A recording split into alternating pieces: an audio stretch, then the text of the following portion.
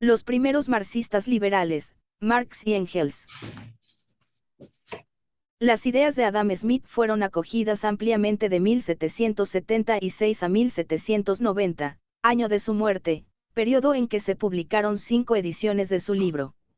Sin embargo, las propuestas liberales no iban a ser aplicadas tan fácilmente, tuvieron que pasar más de 70 años para que, con la derogación de las leyes cerealeras en 1846, se considerara como el gran triunfo de las ideas librecambistas y la victoria definitiva de los fabricantes industriales en contra de la aristocracia terrateniente. Las ideas librecambistas fueron obteniendo avances, ganando espacios y tribunas, como ascensos políticos de la burguesía liberal, creciente aceptación en los medios académicos y mediante la aplicación de la política económica. Si consideramos el año de 1846 como el fin del proteccionismo comercial, que ejercía Inglaterra con respecto a los productos agrícolas extranjeros, y a partir de aquí se liberaron otras mercancías dando cauce natural al desarrollo del capitalismo industrial, entonces, el proteccionismo como base del sistema mercantil dominó, cuando menos 2 siglos y medio de acuerdo a Engels desde el siglo XVII o 3 y medio de acuerdo con Smith, a partir del surgimiento del sistema mercantil en el siglo XVI. Existen, en este periodo de alrededor de 3 siglos, distintas fases del capitalismo. Primeramente, un capitalismo incipiente de tipo comercial y artesanal, aún con mucha influencia feudal, que se fue desarrollando hacia el capitalismo manufacturero y de pequeña propiedad. Este tipo de capitalismo, a su vez, a partir de las revoluciones políticas y sociales, de las reformas religiosas y políticas, de la toma del poder por la burguesía y por el impulso fundamental de la revolución industrial, dio origen al capitalismo industrial, en 1833, medio siglo después de implantarse la gran industria y cuando ya la corriente del desarrollo industrial había encontrado su cauce normal 26, dice Engels. En septiembre de 1847 se celebró en Bruselas un congreso de economistas, industriales, comerciantes, parlamentarios, profesores, de Inglaterra y de otros países europeos, para tratar el problema del libre cambio, discutieron los beneficios, sus efectos en la clase obrera y los mecanismos para que se extendiera en todos los países, ya que algunos, como Francia y Alemania, seguían con medidas proteccionistas. Se concluyó, con una aprobación casi unánime, a favor del libre cambio y sus beneficios. Fue en este Congreso Económico en donde Marx se pronunció a favor del libre cambio, aunque por razones distintas al resto de los participantes. En su discurso, que fue leído posteriormente en enero de 1848 ante la Sociedad Democrática de Bruselas, la derogación de las leyes sobre el trigo de junio de 1846 significaba el mayor triunfo obtenido por el librecambio en el siglo XIX representado por los industriales, la burguesía moderna. Marx definía el librecambio como la libertad del capital y criticaba acremente a los portavoces del liberalismo de hipócritas y de usar argumentos y demandas como el pan barato y los salarios altos, para ganar el apoyo de los trabajadores en contra de la resistencia de los terratenientes. Les demostraba con argumentos económicos que el beneficiario directo sería la burguesía. Pero acotaba que no por criticar la libertad de comercio fuera su intención salir en defensa del sistema proteccionista 27. En El Capital, lo define de la siguiente manera: el sistema proteccionista era un medio artificial de fabricar fabricantes, de expropiar trabajadores independientes, de capitalizar los medios de producción y de subsistencia nacionales, de abreviar por la violencia y la transición entre el modo de producción antiguo y el moderno.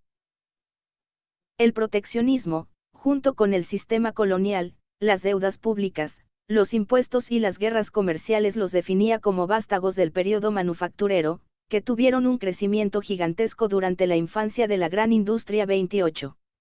Eran métodos progresistas en el sentido que contribuyeron a la destrucción del sistema feudal y sentaron las bases del capitalismo. Engels dice que el proteccionismo era entonces la política normal de cualquier país civilizado del occidente de Europa 29. A la mitad del siglo XIX, Marx ya consideraba al proteccionismo como un sistema conservador. Engels va a utilizar el adjetivo superfluo, en tanto que al sistema librecambista lo definía como revolucionario, porque actúa destructivamente. Desintegra las nacionalidades anteriores y hace culminar el antagonismo entre el proletariado y la burguesía. En una palabra, el sistema de la libertad de comercio acelera la revolución social. Solamente en este sentido revolucionario emito yo, señores, mi voto en favor del librecambio 30, concluía Marx su discurso no leído ante los librecambistas. Para Marx era claro, y repetidamente lo señaló, que el capitalismo era un sistema de producción y cambio revolucionario y que la burguesía industrial era una clase social revolucionaria en relación con el feudalismo, así había actuado en el último siglo. De Adam Smith decía que tenía el lenguaje de la burguesía todavía revolucionaria, cuando expresaba su odio contra los gobiernos y contra el clero improductivos 31. Refiriéndose a Inglaterra, pero válido para el mundo, Engels veía el desarrollo social vinculado al progreso de la industria, de tal manera que todas las instituciones que entorpecen este progreso, que lo limitan o tratan de reglamentarlo y fiscalizarlo con arreglo a pautas ajenas a él, son instituciones reaccionarias, insostenibles y llamadas necesariamente a fracasar ante las exigencias de esa mancha progresiva 32. El proteccionismo y el Estado absolutista eran instituciones reaccionarias en ese tiempo, y cualquier ley o reglamento que impidiera el crecimiento del sector industrial, por tanto de la burguesía industrial, entorpecía el bienestar social. Para Marx y Engels la libertad comercial constituía el estado natural y normal de la moderna producción capitalista, el medio económico para poner en práctica lo antes posible las condiciones de esta solución inevitable 33.